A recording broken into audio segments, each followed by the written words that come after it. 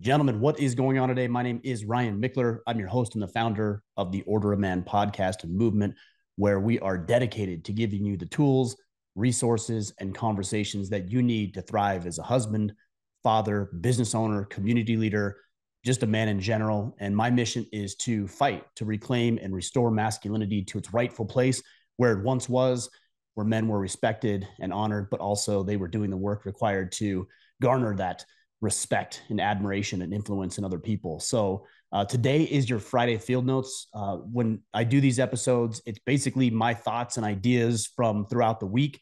If you're new, we also do an interview show where I interview incredible men, entrepreneurs, New York Times bestselling authors, scholars, athletes, warriors, whoever has a good story to share with us and impart some of their wisdom on us. And then we do, of course, do our Ask Me Anything, where we're answering and fielding your questions. Today's the Friday Field Notes. I want to talk with you specifically today about 10 rules for single fatherhood. As if I have this all figured out, I don't. Many of you know that earlier in the year, I went through a divorce. And so I found myself in a position that I never thought I would find myself in, and that is one of a single father. We've had ups and downs with my kids and highs and lows, and we're trying to work through this, their transition, my transition, and everybody's trying to work together as best we can. I'm going to share with you 10 tips that I have been attempting to implement to varying degrees and varying success in my own life. And so I want to throw that disclaimer out there is that I'm not posing it as an expert in this. I'm not telling you that I have something figured out that you may not already have figured out. But these are things that seem to be working for me. And also they're going to apply, I believe, even if you are not a single father, if you are a father of a family that's still together and your wife and you are raising your kids in hopefully righteousness and you're doing your part as a man, I think these tips will help as well. Before I get to that today, I do want to let you know that our brotherhood, our fraternal organization and brotherhood, the Iron Council, is finally back open after being closed for about 3 months. So we are accepting new members and enrolling new members as we speak. If you are interested in a deeper dive into this topic, fatherhood or marriage or fitness or nutrition or finances or entrepreneurship or firearms or outdoor living or survival, whatever your thing is, we're having detailed, hyper specific, hyper focused with accountability type conversations inside of the Iron Council with over 1,000 men who are all working together to help each other become better men. This is not glorified social media. This is not even social media on steroids. It's completely different. We don't use social media. We're having engaged, tailored conversations, and we're holding each other accountable. So we keep all the nonsense from social media out of there, and we're hyper focused on results. So if you're interested, check it out at orderofman.com/Iron Council. Again, that's orderofman.com/Iron Council. All right, let me get to my tips. These are in no particular order today, but again, this is 10 rules for single fatherhood. Number one is do not neglect yourself. It's very easy. I found, again, I'm just sharing with you my personal experience and knowledge. It's very easy, especially early in a divorce, to hyper focus on everything else except for yourself. It's the relationship that you may have, the co-parenting relationship, or maybe even you're trying to salvage a relationship. It's pouring fully into the kids. Hopefully you're spending time with them, you're engaged in their schooling and homework, you're engaged in their extracurricular activities. Of course, you still have work. And then on top of that, your schedule is changing, right? Now you have to worry about when you get the kids and when they're going to be with you and when they're not. And there's just so much going on in the changes in your schedule that at times, from experience, it's become very, very overwhelming. And what I've found in these moments for me is that it's very easy for me to let go of taking care of myself. And specifically, what that means is time for my mental, physical, emotional, and spiritual well being. The gym goes out the window. The journaling goes by the wayside. There's very little time to read, it seems like. And so, what I would suggest to you is that you carve out time in your day. That might be waking up 15 minutes early. That might mean catering your schedule or adjusting your schedule so that you have time to work out, maybe on a lunch break, that you're reading scripture, if that's something you're interested in doing, but that you're maintaining all of the elements to improve your overall health and well-being. I've once heard it referred to as a noble obstacle. And what that means is an obstacle that is noble and righteous in principle, meaning spending all your time on your kids, it's noble, but it's an obstacle because it presents a barrier to taking care of yourself. And as we all know, if we don't take care of ourselves, then of course we're only going to be able to take care of the people that we care about, in this situation, our children, for so long before we burn out, we burn up, we get frustrated.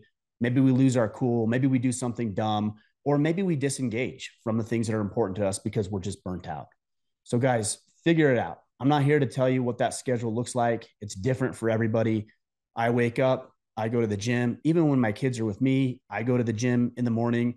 They're old enough that I can leave them here for an hour or whatever it might be, and I can go to the gym.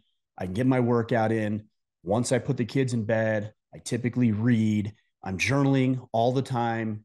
Every day, I'm writing in my journal. And then throughout the day, I'm creating buffers and margin in my day so that I don't have back to back to back to back meetings, so that I can focus on even something as simple as getting a few push-ups in, or taking a phone call on a walk, or writing something down in my journal, or reading a few pages of the book that I'm reading between appointments. Whatever you can do to continue to take care of your own health will pay huge dividends as it pertains to you being a better, more engaged, more righteous father. Number two is we have to now learn to stack time, right? We are inundated. As a single father, you've lost a partner who's helping you with these things. And so a lot of the responsibilities now fall upon you that maybe didn't fall upon you before. That could be cooking meals. It could be taking care of the house. It could be doing laundry. It could be making sure that they're getting cleaned up and showered. I don't know what that is for you, but a lot of the duties that my ex-wife helped with are now my responsibility, in addition to everything that I have going on throughout the day. So my duties and role with what I have to do as a father didn't change. I'm still protecting, I'm still providing, I'm still working full time. And now on top of that, at least half the time, because of our custody arrangement, I'm now doing these other things that weren't normally the things that I was doing. So that creates some time pressure for everybody. And what I found is that if you can stack time, and I'll explain what that means in a minute, then you're going to have a lot more success getting things done, but also acknowledging and recognizing and honoring the fact that your kids need your time and attention. So an example of stacking time might be doing two things at once. It isn't ideal because you can't focus fully on one thing. As Ron Swanson might say, never half-ass anything, always whole-ass one thing. I like the concept in theory. In practicality, sometimes that doesn't work. So, for example, I have my youngest son's football game this evening, which I'm going to take my family to, and I might take some cards to bring with me to play with my daughter, or I might think of a game that we can do together. But whatever you can do to stack time, meaning doing two things at once. So another example might be, instead of going on a walk by yourself in the morning, it's still important that you get your exercise in, and alone time is important too. But maybe every couple of days, you can take all of your kids with you. Now you're stacking time. You're getting your exercise, you're getting moving, you're getting ready for the day, but you're also engaged in spending time with your kids. They're seeing how important it is to work out and to move your body and to be outdoors and soak up those sun rays and get the vitamins that we need as human beings. You get time spent with them. You can ask them questions, be engaged, be involved, but look for opportunities to stack time. One word of caution on that, though, is be aware of making your kids feel unimportant because you're not fully paying attention to the one thing that you might be doing. And I think it's safe to say that if you're doing it in the right spirit, which is to stack time for their activities, and that you're not stacking time for your own selfish pursuits, then you're going to have an easier time with that. Number three is discipline and consistency trumps everything else. I believe as men, we bring a certain level of discipline, hopefully a level of emotional confidence and clarity and control. And we have the ability to do things that are good for us and other people, even though they might not always feel comfortable, for long and sustained periods of time. I've got older children and I've got younger children. My younger children, they're a little bit more lenient and forgiving with what's going on in the dynamic of the change. My older children are not. It's harder for older children because they're used to doing it a certain way. They're trying to exert some level of independence. They're trying to figure out, especially with my two oldest boys, trying to figure out what is the balance between being under the quote unquote rule of my father's rules and what can I get away with and what can I do in my own life to control and have some autonomy over my own life, which is completely healthy. It's completely natural.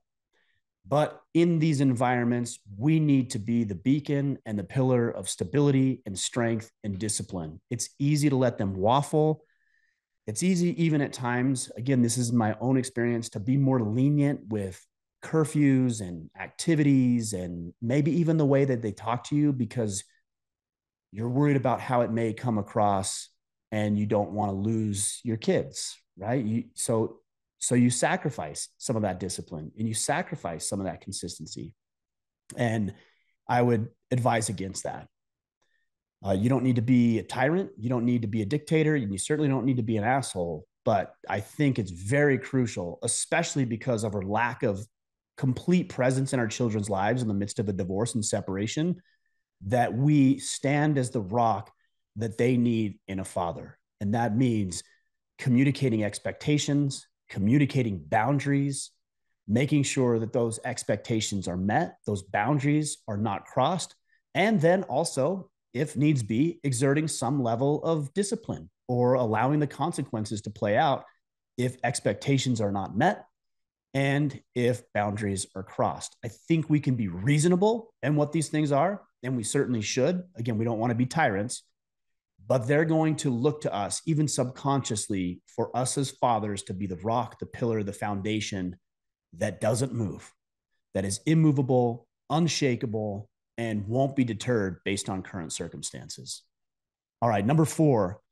This one's hard for a lot of guys. I don't personally have this issue because my ex-wife and I are amicable, and I still think very, very highly of her as a woman and as the mother of my children.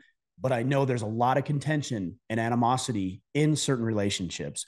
And what I would say to you is point number 4, speak well of their mother, right? I'm not saying that you need to make things up. I'm not saying that you need to shower down praises upon her and bow down at the altar to worship her. That's not at all what I'm saying.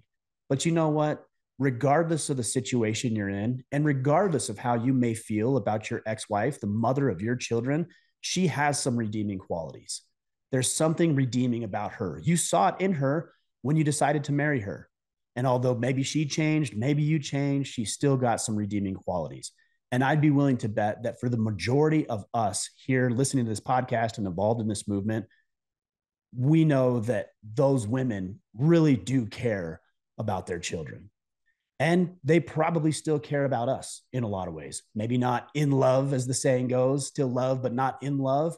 But there's still a lot of care. And there's still a lot of desire to do right and to live a meaningful life. And if you can look for the good in your ex, not only is it good for her, and I don't really know that that's a huge consideration necessarily, but that it's good for you because it allows you to purge the resentment and contention and animosity that might be holding you back mentally, emotionally, and spiritually. But it's also good for your kids. They need to see you in a difficult circumstance honoring something. They need to see you being able to compartmentalize what actually happened in the marriage versus how you're responding and how you're reacting. We've all heard be the bigger man. That's what I'm talking about here. Again, you don't need to unsolicited bring up all of this stuff about how great and wonderful she is. I don't know if that's necessary or even appropriate. But if there's a moment or an opportunity, or maybe one of your kids talks ill about their mother or doesn't like something, that's a moment in time for you to pay some respect to that woman, to support her to the best you can in trying to do what she can do as a mother to raise your kids, regardless of how often or frequent they're with you or her. I think it's crucial. I see so much toxicity ooze into men's lives because they can't be decent. They can't be respectful. And some guys will say, well, she doesn't deserve my respect and she's not decent. I believe as a human being, there's some level of respect that we ought to just afford to everybody. And that's just the default level of respect. And I believe that's true about an ex. You made a commitment to her to respect and honor and cherish, and the relationship dynamic obviously has changed, but there's still some, in my mind anyways, there's still some sense of duty and obligation to, at a minimum, pay her the respect that she deserves, which is that she's the mother of your children. Support her. She's raising those kids half the time, or whatever your arrangement is. Support her by speaking well of her and backing her up when you get the chance, for the reasons I shared. Number 5, I labeled this one as greasing the grooves. Greasing the grooves for the relationship, greasing the grooves for their time spent with you. If you're anything like me, sometimes the kids are a little resistant to come over and spend time with me because of the way it might be different than it is with their mom. Maybe they get more discipline here, or maybe we don't have all of the amenities, or maybe I don't cook as well as their mother does. It's all of these things that come up, and there might be some hesitancy. And we can strong arm and we can manipulate and coerce and force, and we can do all of that. But at the end of the day, I really want my kids to want to be here. And in order to do that, I have to grease the grooves, which means that I need to make sure that I'm creating a healthy, fun, clean, enjoyable environment. I have to let my kids know through my words and actions that I'm here and I'm available to talk about nothing and to talk about everything, to talk about the trivial and to talk about the deep stuff. I'm here, and you've got to grease the grooves. And although we may not see the results of that reconciliation in relationships, especially I think, again, it applies more to older children, I think planting the seed and allowing the relationship to develop and to grow and to nurture and to foster is going to pay dividends. It's a lot like planting a garden. You go out there, you plant seeds, and then you water it for days, weeks, maybe even months before it yields any fruit. Do you give up a week after you planted it because you don't see the stem or it's not bearing fruit? No, because you have faith that if you continue to water the plant over time, it will grow, it'll blossom, it'll flourish, and it'll produce great fruit. I think the relationship with you and your children is very much the same way. They have resentment, they have contention, they have animosity. And I've heard this is that oftentimes one of the parents gets painted as the quote unquote bad guy. And it seems to me that more often than not, it's the dad who gets painted as the bad guy. And I'm not going to get into all the details as to why that is, but I've seen seen data and information that supports that. So you're fighting an uphill battle, but it's a battle worth fighting because it's a battle for your kids, not just the relationship you have with them, but their own well-being and their own ability to succeed and grow and thrive in their life. Grease the grooves. Look for opportunities to serve. Look for opportunities to make it more comfortable. Again, we don't want to take it too far by making it easy for them all the time, because then that's just appeasing things that are not going to actually serve them. But making it comfortable, having a beautiful living space. Like, it took me a long time to get a dining room table and get the dining room set up. I wish I would have done that so much earlier. That's a example of me not greasing the grooves. I finally did when I went out and got a dining table. I finally did when I spent a little money on decorations and making sure that the house was clean and that it's being cleaned, and then I'm cooking dinner and that they have clothes that are here that they like. These are all ways that we can do that. Number 6, guys, we need to learn to keep it lighthearted. And this is something I struggle with. I need to hear this advice more than anybody else. I'm always willing to have a deep, meaningful, significant conversation. Maybe that's just an innate with me. Maybe I realize the importance of having those types of conversations, but I'm also learning that not every conversation needs to be deep and meaningful and significant. Because if we do that, then that's not enjoyable. And that goes back to our point. That doesn't grease the grooves. If anything, you're pouring sand and grit in the grooves, and it makes it harder to move the relationship forward. So what I'm working on, and what I would suggest that you work on as a single father, is make it lighthearted, have some fun. One of my sons and I were having a conversation the other day, and it wasn't going well. It was a deeper, meaningful conversation about the time spent with his mom versus the time spent with me. And we both walked away from the conversation frustrated. And not long after, I realized I needed to go to the grocery store. So I invited my son to the grocery store. And when I did, I thought, well, maybe we can talk more about this. And I'm sure that's what he was thinking, that, oh, dad wants to get me in the car or get me alone so that we can talk about this stuff. And in that moment, I realized that we don't really need to have that conversation right now. We already had the deep and meaningful conversation. We both walked away frustrated. There wasn't really a conclusion to it. But you know what? We have time planting the seeds, watering the seeds. So instead, I decided to make our conversation lighthearted about football and about dating and about the things that he wanted to talk about and the things that he was excited about.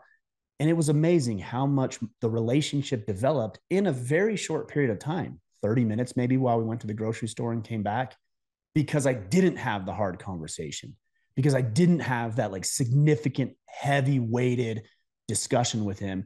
And instead, it was casual, it was light, it was fun. We joked around with each other a little bit. And that's what a relationship needs too. I know that you might be depressed and you might be frustrated and you might be angry and have contention and you might want to solve all the problems within the family dynamic today. I get exactly what that's like, but I don't think that helps. Sure, those conversations need to be had at some point, but they don't need to be had in every single conversation in every single moment. Lighten the mood a little bit. Number 7, shine as an example. All right, if you're like me, we're talking about things like I'm going to improve and I'm going to get better and I'm going to do this and you're going to see, and we're actually like constantly trying to prove what we're doing to other people. Guys, I think we need to do less of that and do more through our actions. So that means getting up early when your alarm goes off and actually going to the gym. When you do that, you don't need to come home and brag to your kids that you went to the gym. They're going to know you went to the gym. And when they see you lose 5 or 10 or 15 or 20 pounds, they're going to notice it. They may not even acknowledge it. When you learn to be lighthearted, when you learn to grease the grooves, when you learn new skills and you continue to work on yourself, they're going to see it. They're going to notice it. And they're going to start behaving in different ways because they see that you're serious. Depending on the dynamic of your relationship failure, there might be a lot of things that you need to improve. And there might be a lot of things that you've talked about improving for a long time, but haven't. Now is your moment to improve and to let the results speak for themselves. So we're not going to brag about I went to the gym. We're not going to brag about how good work's going. We're not going to brag about how good your diet is or how good you're feeling. You don't need to do that. You just need to do the work, which is exercise, read, journal, reflect, eat correct, get your sleep that you need, band with other men, take care of yourself, and let the results speak for themselves. Man, when they see that gut melting away and they see you communicating more effectively and they see you being disciplined with them in a healthy, loving way consistently over weeks and months and years, they're going to acknowledge it, even if it's subconscious, and the relationship will improve because you're shining as an example. And they'll see over time that dad is a changed man. If you just pay it lip service, like, I'm going to go to the gym, and then you don't do it, that's not going to work. And they're going to remember, oh, dad's the same guy. In fact, it's worse to say you're going to do something and not do it than just to keep your mouth shut and not do it at all, because you're making promises. And if you fail on those promises, they believe, your kids will believe, that those promises that you make to them are less weighted because you can't keep promises to yourself. So if you speak up, you better dang well carry through with what you say you're going to do. Number 8, telling the truth to your children, but not burdening them. All right, there's a lot of emotional and mental weight that comes with a divorce, a breakup, a split. It's heavy. If you guys have been there, you know how heavy it is. You know how difficult it is. You know how lonely it can be at times. You know the suffering. There's contention, there's animosity, there's sorrow and guilt and shame, and there's so much to it. Then there's the moving on. For example, you might be starting to date and you want to shield your children from that because you don't know how they're going to respond or react. These are all things that I went through. And so I tried to shield my kids from that by not telling them anything. I don't think we should do that. I think we should, and I'm trying to do better at this, is if you're dating, let your kids know that that's what's going on. Now, you can spare the details.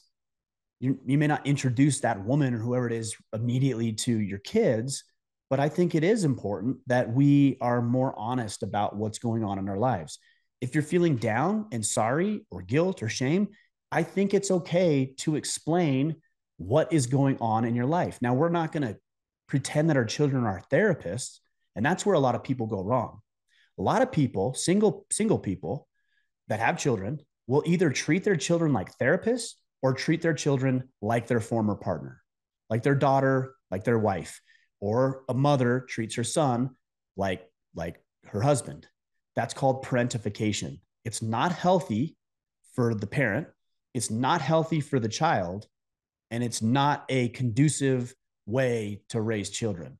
We can be honest and we can be truthful about how we're feeling about things or how we're trying to pick up the pieces and move forward, the things that we're implementing in our life to do so, but we need to be cautious of burdening them with emotional, mental, or physical baggage they're not meant to carry. They're not physically capable of it. They're not emotionally or mentally capable of it. Literally, the brain isn't developed enough to handle some of the things that parents will dump onto their children.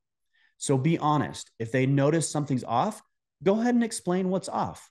And you might follow it up with what you do in those moments so they can learn and see that dad might have bad days, but he's working towards a solution. That's something that we need to be very, very good at doing. Explaining, but working to solutions, because we don't want to treat our kids like our therapist or our ex. Very dangerous for everybody. All right, number 9 is when your kids are not with you, you should still be with them. Let me say that again. When your kids are not with you, you need to figure out ways to still be with them. I usually send a daily text or a phone call to my kids. I might give my daughter, she just had her tonsils removed, minor surgery. She's not feeling well. When she's at my house, there's a sweater of mine, a hoodie that she really likes.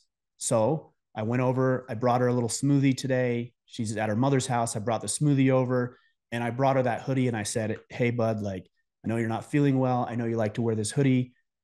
Please wear this for the next couple of days if you want, if that makes you feel better. And she was so excited. Just a small little gesture. And I said, just biggest thing, just bring it back when you come back over.